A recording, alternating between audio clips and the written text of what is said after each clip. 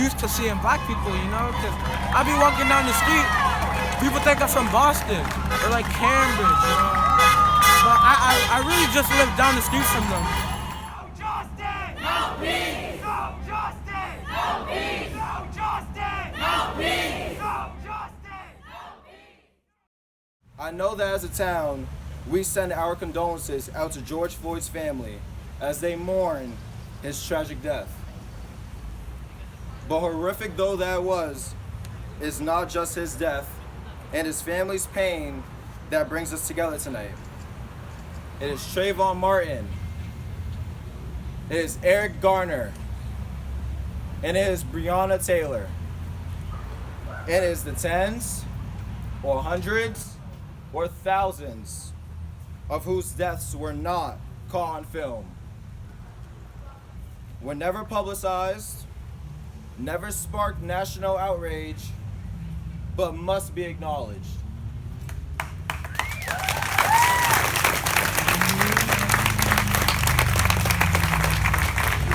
It is for all of them that we come out to raise our voices. Speak up. Be ready to have difficult conversations with anyone you know. Call out racism when you see it and condemn it.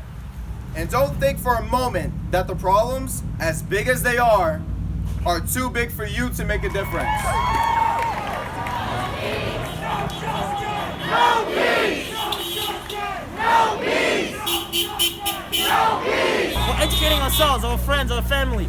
We're having these really tough conversations with each other, and that's what really matters. It's not just being hopeful, it's being hopeful and then doing something, and that's what we've been doing so far. We have moved away from singing Kumbaya and just sitting there. We're stepping up, we're voting, we're lobbying, we're making calls, we're sending emails, we're sending text messages. We're actually doing stuff. I want the black people community to feel welcome in Belmont, you know, because I don't feel welcome here. Because, like, at the end of the day, they all go to their big house, you know, rich house, and then black people are getting killed from this because they're black, you know.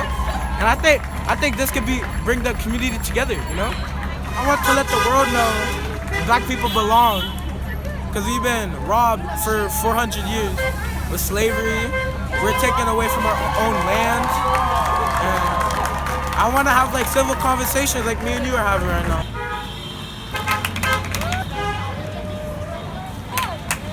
We haven't been to any other protests yet, but we intend to go, and we intend to keep fighting, and we intend to make our voices heard. I really strongly believe that systematic change happens at the local level. It's the local politicians that need to hear what we want to say. It's people on the school board.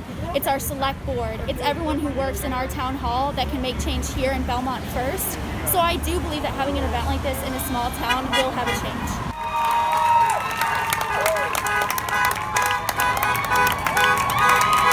As a gay man, the LGBTQ community, as well as every members of every community, we not only owe it to black people, but black creators, black business owners, black creatives in general, especially right now to show our support and solidarity.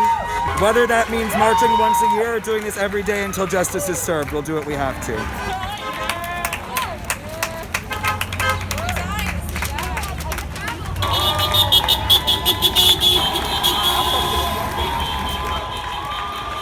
We cannot tolerate any more racism.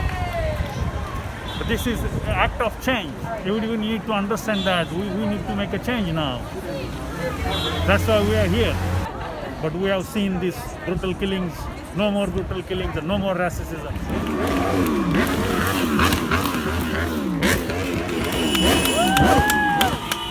We have to capitalize on the media that it's getting, and a lot of the movement, as well as Nana was saying, with like it's not a social media trend, and it's not something to make white people feel less guilty about. It's supposed to be to recognize white privilege and help it to be better allies to African Americans, people of color.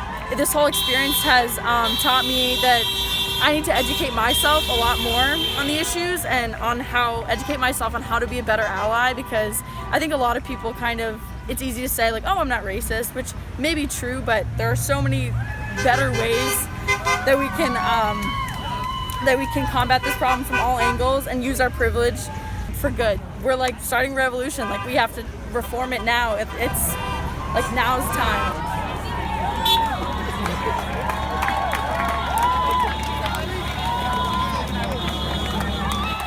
Yeah, this is my first protest too, and these guys brought me out here, and I'm really glad they did because I've never seen our entire town get together to do something like this. It's pretty awesome. I think it's pretty historic for this town too. So yeah, like he said, even if there isn't much change that happens, I'm really glad that a whole community comes and backs it up too. I think that donating money is one of the best ways you can support the Black Lives Matter movement. Change.org is a great place to donate. Signing petitions is also a great way to make change, and just coming out here with signs and expressing your beliefs is also a great way to make change. I want to close with a quote from Edward Everett Hale, a Civil War era minister who lived and died in Roxbury. I am only one, but I am one. I cannot do everything, but I can do something. And because I cannot do everything, I will not refuse to do the something that I can do.